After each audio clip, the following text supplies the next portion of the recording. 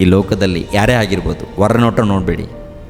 ಹೊರನೋಟ ನಿಮ್ಮನ್ನು ಸೀದಾ ಎಲ್ಲಿ ಕರ್ಕೊಂಡು ಹೋಗೋದು ಗೊತ್ತಾ? ಅಂದವಾಗಿದ್ದೀನಿ ಅಂತ ಮೆರೆದ್ರೆ ನಿನ್ಗೆ ಗರ್ವ ಇದೆ ಅಂತ ಅರ್ಥ.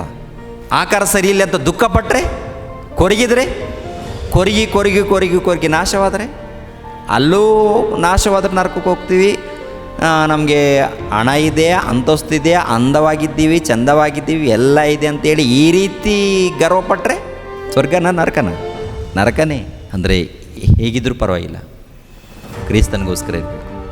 ಕ್ರಿಸ್ತನಿಗೋಸ್ಕರ ಈ ದೇಹ, ಕ್ರಿಸ್ತನಿಗೋಸ್ಕರ ಈ ಸ್ವರ, ಕ್ರಿಸ್ತನಿಗೋಸ್ಕರ ಈ ಜೀವಿತ ಅಂತ ಸಿದ್ಧರಾಗ್ತದೆ, ದೇವ್ರಿಗೋಸ್ಕರ. ಆವಾಗ ಮಹಿಮೆ ಶರೀರ ಸಿಗುತ್ತೆ.